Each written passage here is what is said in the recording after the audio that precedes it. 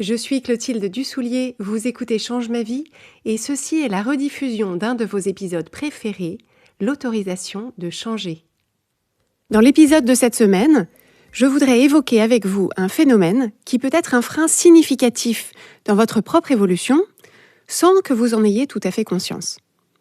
Ce phénomène, je l'observe chez moi et chez les personnes qu'on accompagne tous les jours en coaching, et c'est le questionnement intérieur qui s'élève insidieusement quand on change, autour de la question « Est-ce que je me sens autorisée à changer ?» Ce phénomène se présente lorsque deux forces sont en présence. La première force en présence, c'est votre propre désir de changement. C'est votre évolution qui est en marche. Et ce changement, cette évolution, se présente comme les deux faces d'une même pièce. Il y a vos changements intérieurs d'une part, et vos changements extérieurs d'autre part. Donc les changements intérieurs auxquels vous pouvez peut-être aspirer, ça peut être pour aller par exemple vers une plus grande confiance en vous, un plus grand sentiment d'alignement dans votre quotidien, une plus grande sérénité, un plus grand sentiment de pouvoir sur votre vie et sur vos choix, une plus grande audace dans vos projets. Et les changements extérieurs auxquels vous pouvez aspirer, ça peut être dans vos circonstances de vie, ça peut être le métier que vous exercez et comment, ça peut être l'endroit où vous vivez, la personne avec qui vous êtes, ça peut être votre réussite professionnelle ou financière. Ces changements extérieurs, ça peut être aussi dans votre façon de vous exprimer, de faire valoir votre point de vue, vos envies, vos refus. Ces changements peuvent concerner votre façon d'utiliser votre temps, votre façon de vous organiser, vos bonnes ou vos mauvaises habitudes, entre guillemets, et ce que vous décidez de faire ou de ne pas faire. Et puis, ça peut concerner vos relations avec les autres plus directement, dans la dynamique de ces relations, dans votre façon d'être au sein de la relation, dans ce que vous acceptez ou non, dans ce que vous exprimez ou non. La partie intérieure et la partie extérieure de ces changements se fait toujours en tandem.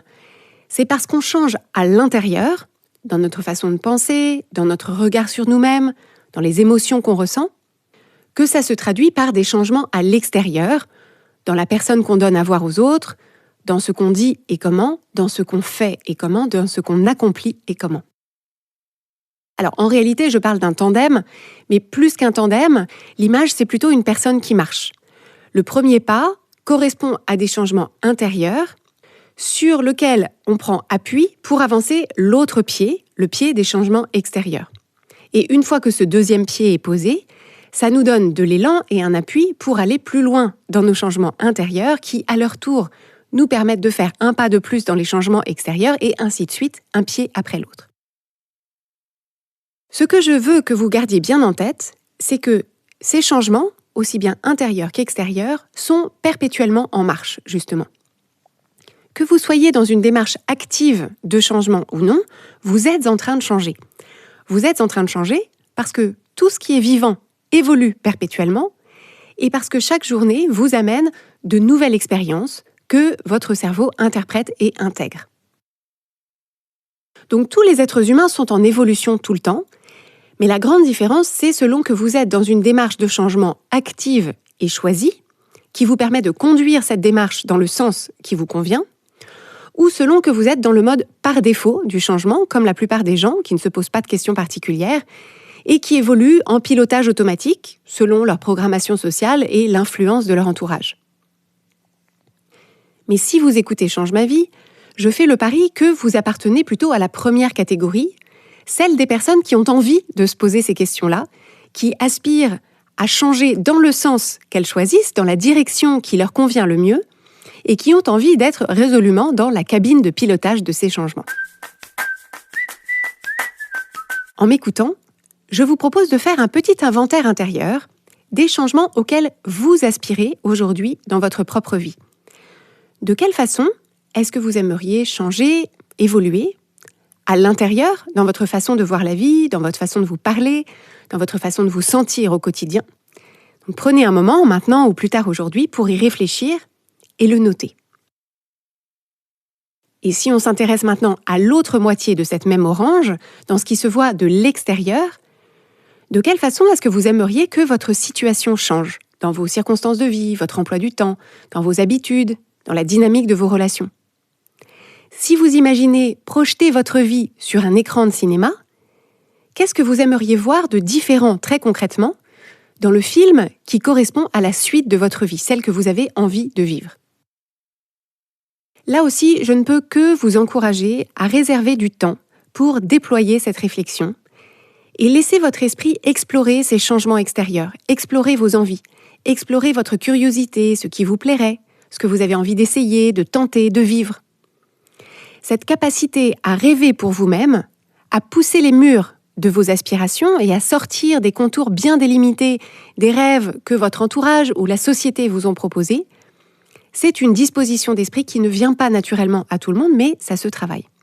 Ça fait d'ailleurs partie des compétences dont on vous équipe lorsque vous rejoignez le programme de coaching de Change ma vie.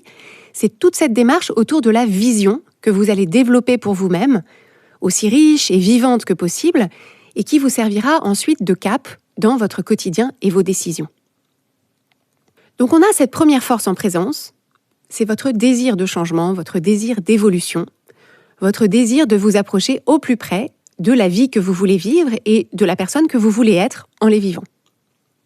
Mais face à cette force, face à ce désir de changement, apparaît une force opposée qui est tout simplement notre résistance au changement et toutes les objections et les craintes qui s'élèvent en nous à l'idée de changer.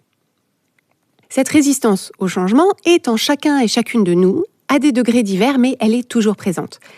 Ça fait partie du fonctionnement de l'être humain parce qu'une partie de notre cerveau associe le changement avec l'inconnu et l'inconnu avec le risque, et par conséquent, cette partie de notre cerveau freine des quatre fers pour nous épargner, au mieux de l'inconfort, au pire, la mort.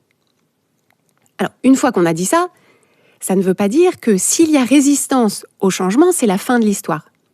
L'enjeu, c'est de prendre en compte cette résistance au changement, sans l'ignorer, sans la fourrer en boule dans un sac au fond d'un placard.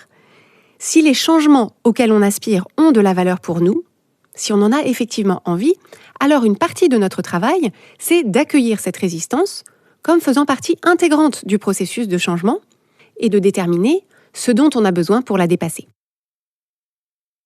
Et l'un des facteurs de résistance au changement les plus importants, et celui dont je veux vous parler aujourd'hui, c'est la question de se sentir autorisé ou non à changer. Alors, quelle forme est-ce que ça peut prendre ? Imaginons que vous ayez envie de changer de travail, que ce soit prendre un autre poste dans une autre entreprise, lancer une activité en indépendant ou en indépendante, ou entreprendre une reconversion. Quand vous imaginez effectuer ce changement, qu'est-ce que vous imaginez que les autres vont en penser quand vous pensez à votre entourage, donc votre famille, votre conjoint ou votre conjointe si vous vivez en couple, vos amis, vos collègues actuels, votre employeur ou votre employeuse actuelle? Est-ce qu'elles vont voir ça d'un bon ou d'un mauvais œil? Est-ce que ces personnes-là vont trouver que c'est une excellente nouvelle? Est-ce qu'elles vont être contentes pour vous et enthousiastes? Ou est-ce qu'elles vont surtout vous parler de l'impact que ça va avoir sur elles, de toutes les façons dont ça ne les arrange pas du tout et des craintes qu'elles projettent sur vous? Plus important encore, quand vous imaginez ce que votre entourage pourrait penser de ces changements que vous voulez conduire, qu'est-ce que vous en pensez en retour? Est-ce que ça vous limite? Est-ce que ça vous bride? Est-ce que ça mouche votre enthousiasme et votre confiance comme on mouche une chandelle? En un mot, est-ce que vous avez l'impression d'avoir l'autorisation de changer? Ou est-ce que vous avez l'impression de devoir obtenir cette autorisation?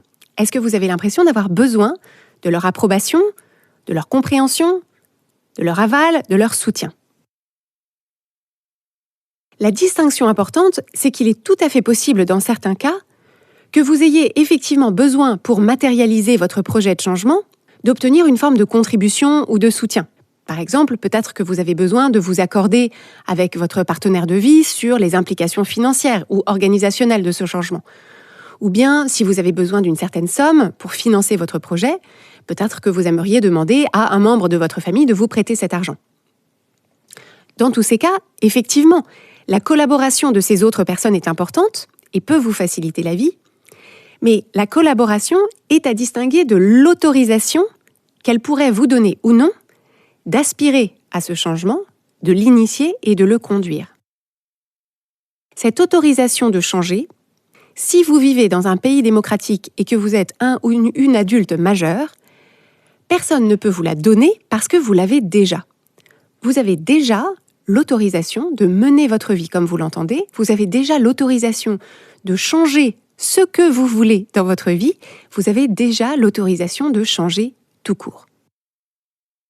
Partout où vous vous sentez limité ou bridé par ce que les autres peuvent penser des changements auxquels vous aspirez et des changements que vous mettez en place, partout où vous remarquez que vous essayez de leur vendre ce changement dans l'idée que vous avez besoin de leur accord pour avancer, c'est intéressant de vous pencher dessus parce que vous êtes en train, dans votre tête en premier lieu, de donner à d'autres personnes un pouvoir sur votre vie qu'elles n'avaient pas avant que vous le leur donniez.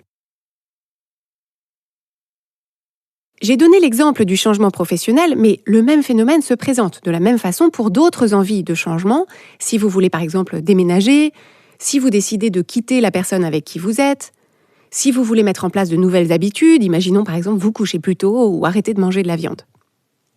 Face à ces changements envisagés ou réalisés, les personnes qui vous entourent vont, dans la majorité des cas, avoir un avis. Et votre façon de recevoir ces avis dépendra grandement de l'autorisation de changer que vous vous êtes donné à vous-même, c'est-à-dire votre sentiment de légitimité à changer. Alors bien sûr, échanger sur vos envies et vos projets de changement avec les personnes que vous aimez, que vous respectez et avec lesquelles éventuellement vous vivez, c'est bien sûr très important.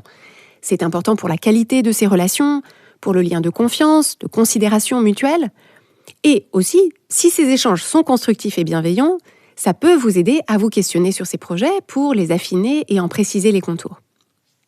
Mais ces échanges ont une tonalité radicalement différente selon que vous les abordez en espérant que vous réussirez à convaincre l'autre personne de vous laisser faire ce que vous avez envie de faire, ou que vous les abordez en sachant que vous avez d'emblée l'autorisation de faire ce que vous avez envie de faire, c'est pas le sujet. Le sujet, c'est de vous enrichir de la perspective de personnes qui vous connaissent, qui vous aiment et qui vous veulent du bien. Les exemples que j'ai donnés jusqu'à présent reflétaient la facette extérieure des changements qu'on peut vouloir conduire dans sa vie, donc la partie visible à l'œil nu, les changements dans nos circonstances de vie, dans ce qu'on choisit de faire, quand et comment.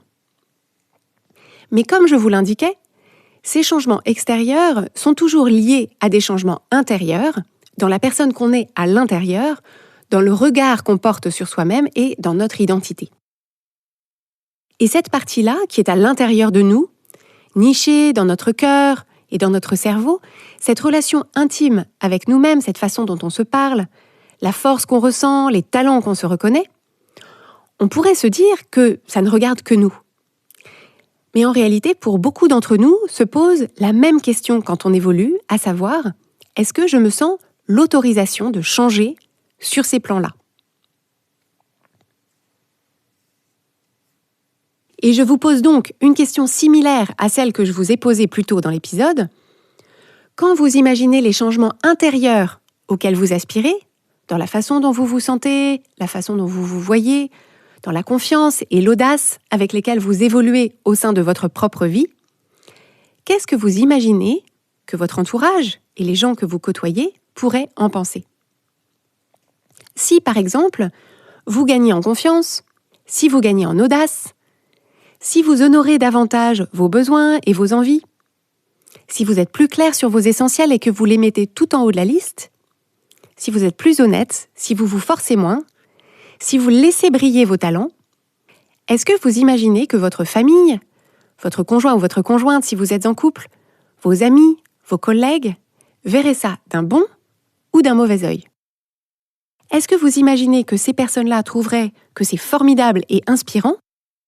Ou est-ce qu'elles verraient surtout l'impact que ça a sur elles, toutes les façons dont ça ne les arrange pas et tous les doutes qu'elles projettent sur vous? Plus important encore, quand vous imaginez ce qu'elles pourraient en penser, qu'est-ce que vous en pensez en retour?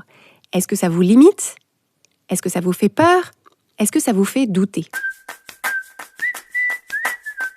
Si c'est le cas, je veux vous rassurer, c'est normal et attendu que ça vous fasse peur et que ça vous fasse douter. En tant qu'être humain, notre identité, et l'image de nous qu'on donne à voir aux autres est une composante clé de notre sentiment de sécurité et de notre épanouissement. Pourquoi ? Parce que on associe l'acceptation par le groupe et par nos proches en particulier à notre sécurité, parce que c'est là qu'on puise la connexion aux autres dont on a énormément besoin pour notre épanouissement. Et bien sûr, on a conscience que les autres nous acceptent ou pas en fonction de qui ils pensent qu'on est, c'est-à-dire l'image de nous qu'on leur donne à voir. Par conséquent, quand je me sens évoluer intérieurement, je sais que ça va se voir extérieurement et une partie de moi y voit un risque. Les personnes qui m'acceptaient et qui m'aimaient avant, acceptaient et aimaient la version de moi que je leur donnais à voir avant, mais si je change, si j'évolue, alors je leur donne à voir une autre version de moi et je ne peux pas savoir à l'avance si ils choisiront d'accepter et d'aimer cette version-là ou pas. Et quoi qu'ils décident, il faudra respecter leur choix, même si on n'est pas d'accord. De la même façon que nous-mêmes, on n'accepte pas et on n'aime pas tout le monde, de la même façon que nous-mêmes, quand les gens autour de nous changent, on peut éprouver de la résistance. Et parfois, ça ne nous plaît pas. Et on a parfois beaucoup de mal à les accepter et les aimer dans leur changement. Donc il faut bien comprendre que les autres sont des êtres humains comme les autres et comme nous en particulier.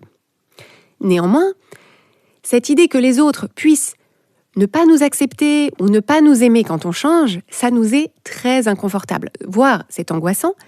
Et ce qui se passe alors dans notre tête, c'est que pour nous protéger de ce risque, on dose notre évolution, on dose nos changements en fonction de l'autorisation que les autres ont l'air de nous donner ou non de changer et d'évoluer.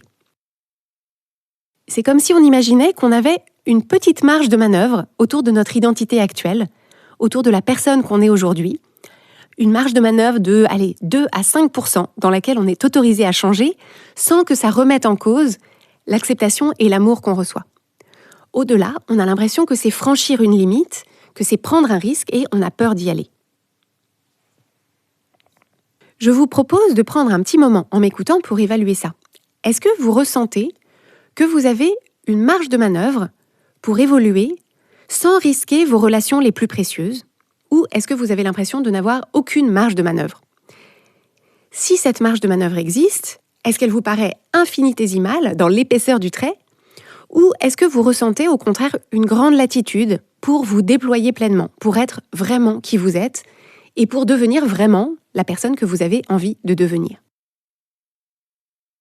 La réponse dépend sans doute des relations, dépend sans doute des axes sur lesquels vous aimeriez changer, mais c'est quelque chose qu'il est important d'évaluer pour que vous ayez conscience des freins que vous percevez, des façons dont vous limitez vos envies de changement parce que vous avez l'impression que la dynamique de vos relations avec d'autres personnes ne vous y autoriserait pas. J'aimerais pouvoir vous rassurer et vous dire que j'ai le secret pour conduire ces changements, qu'ils soient intérieurs ou extérieurs, d'une façon qui vous protège intégralement et à 100% de ces risques relationnels. Mais ce serait vous mentir parce que je ne pense pas que ce soit possible de le garantir. En particulier, si les changements que vous conduisez sont des changements qui vous font vous écarter du rôle stéréotypé dans lequel on vous attend, donc par exemple, si vous êtes une femme et que vous choisissez de ne plus être au service de tout le monde tout le temps, ou que vous choisissez de ne plus être celle qui attend sagement en coulisses qu'on l'invite dans la lumière, il y a des gens à qui ça va faire tout bizarre. Ça fera pour eux une sorte de dissonance cognitive parce que ce n'est pas ça qu'ils attendent de vous. Donc à vous de décider si vous préférez vous conformer à leurs attentes ou si vous voulez incarner une autre façon d'être et de faire. Ce que je veux néanmoins vous préciser, c'est que il est absolument possible de conduire ces changements en connexion et en complicité avec les personnes à qui on tient, et que nos relations avec elles peuvent évoluer au fur et à mesure que nous-mêmes on évolue. Et parfois même, quand on change, on ouvre des portes qui permettent à l'autre personne d'évoluer elle aussi d'une façon qui lui plaît et qui lui correspond. Le processus n'est pas toujours lisse et confortable, ça peut même être chaotique et difficile par endroits, mais dans bien des cas, c'est possible et c'est formidable. Mais dans d'autres cas, pour une variété de raisons, notre façon d'évoluer, notre façon de changer, crée un décalage trop important avec ces autres personnes. C'est comme si on était deux danseurs ou deux danseuses qui dansent ensemble selon une certaine chorégraphie depuis longtemps. Si on change notre partie de la chorégraphie, alors on a le droit, mais si on la change, parfois notre partenaire de danse s'adapte, nous suit et ça lui plaît, mais parfois ce n'est pas la danse qu'il ou elle a envie de danser, ça ne lui plaît pas, ça ne lui correspond pas. Et que ce soit notre décision ou la sienne, la danse prend fin. J'ai conscience qu'avec mon image de la danse, ça donne l'impression que ça peut être léger et simple et hop, chacun s'en va danser de son côté. Dans la pratique, je sais bien que ça peut être beaucoup plus douloureux que ça, mais dans le principe, c'est quand même de ça qu'il s'agit. Et surtout, cette image permet de vous remettre entre les mains cette autorisation de changer que vous avez déjà. Mais autorisation n'est pas obligation, et vous êtes bien sûr libre de l'utiliser quand bon vous semble et comme bon vous semble.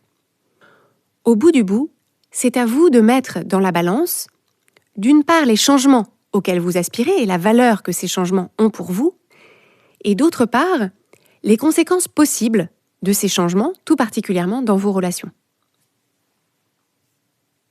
Vous seul pouvez faire cet arbitrage, vous seul pouvez déterminer si le bénéfice de ces changements pour vous valent cette prise de risque. Et si vous estimez que non, si vous ne voulez pas entreprendre ces changements pour ne pas risquer de changer la dynamique de certaines de vos relations, parce que ça vous paraît aujourd'hui terrifiant ou insurmontable, vous avez à 100% le droit. Il n'y a pas de police de la croissance personnelle qui vous attend au coin de la rue pour vous coller une amende. En revanche, ma recommandation, c'est que vous vous disiez la vérité le plus précisément possible, que vous vous disiez « je renonce à ce changement parce que j'ai peur que ça ne plaise pas à telle ou telle personne.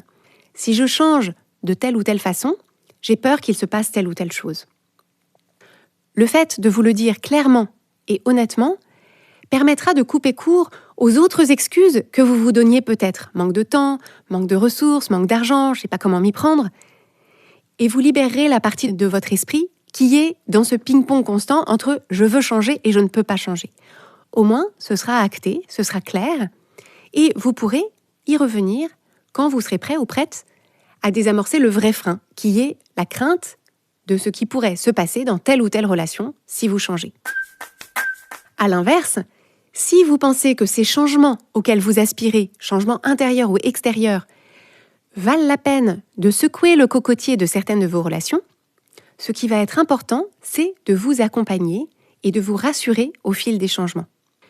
Ce qui va être important, c'est de vous rappeler, lorsqu'une personne de votre entourage, proche ou lointain, remarque un truc que vous faites qui n'est pas comme avant, un truc que vous dites qui n'est pas comme avant, une énergie que vous dégagez qui n'est pas celle que vous dégagiez avant, et que cette remarque n'est pas spécialement un compliment, ce qui va être important, c'est de vous rappeler « je suis en train de changer ». C'est normal et attendu que ça demande à tous et à toutes, moi y compris, de nous adapter. Et c'est l'opportunité de vérifier, entre vous et vous, que vous êtes toujours aligné avec ces changements, que vous êtes toujours aligné avec la façon dont vous les incarnez, ou si vous avez besoin d'ajuster un peu. Donnez-vous l'autorisation de changer de façon imparfaite et itérative par ajustements successifs, sans attendre de vous-même que les changements soient exécutés sans accroc, sans brouillon raté, sans maladresse. Ce n'est pas comme ça que les humains changent. Et pour les personnes qui quitteraient votre sphère, parce que la version de vous qui a changé ne leur convient pas ou plus, l'enjeu, c'est de ne pas en faire un critère de validité ou de légitimité des changements que vous avez effectués. Ce n'est pas à ça qu'il faut juger si vous avez eu raison ou pas, si vous aviez le droit ou pas de changer. Ce qui permet de savoir si vous avez eu raison ou pas de changer, c'est encore et toujours votre propre évaluation, aussi honnête que possible. Est-ce que ces changements vous rapprochent de la vie que vous avez envie de vivre et de la personne que vous avez envie d'être ? Est-ce que cette nouvelle version de vous est plus vous ou moins vous ? Quand la question est posée comme ça, la réponse est simple. En m'entendant détailler les ramifications de ce débat intérieur qui se joue quand on veut changer, quand on n'est pas sûr d'en avoir l'autorisation, vous comprenez mieux maintenant pourquoi la majorité des gens ne changent pas de façon significative tout au long de leur vie. La majorité des gens ne se proposent pas de conduire les changements auxquels ils pourraient aspirer, que ce soit des changements intérieurs ou extérieurs, parce que ces freins se présentent et qu'ils n'ont ni la perspective ni les outils pour les dépasser. Ou alors, ils démarrent des changements, mais face à leur propre résistance ou la résistance de leur entourage, c'est trop inconfortable, ils ne savent pas comment traverser cet inconfort et donc ils font machine arrière. C'est notamment à ça que servent les outils de coaching qu'on vous confie à travers le programme d'accompagnement Change ma vie mode d'emploi.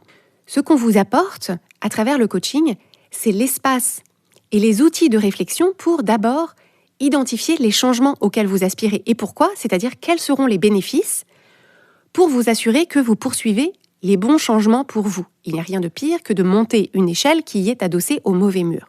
Donc on s'assure de ça d'abord.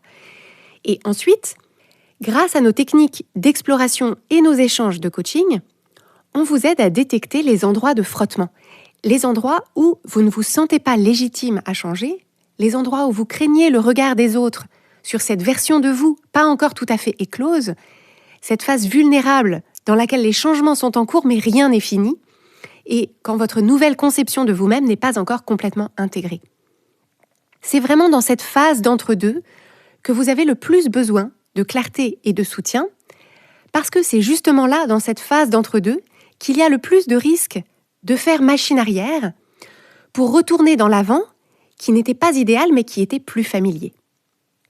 Et cette clarté et ce soutien, on vous les apporte en vous aidant à refaire le point, à évaluer là où vous en êtes, ce qui est inconfortable et dans quelle direction vous voulez avancer. Et on vous apporte tout notre encouragement et notre énergie dans cette direction. Si c'est le type de soutien dont vous voulez bénéficier pour conduire avec confiance les changements intérieurs et extérieurs qui vous appellent, qui vous permettraient de vous sentir plus vous et que peut-être vous repoussez depuis un certain temps, je ne peux que vous inviter à nous rejoindre au sein du programme Change ma vie mode d'emploi. Pour découvrir le coaching Change ma vie et vous inscrire sur la liste d'attente, je vous donne rendez-vous sur la page changemavie.com/coaching.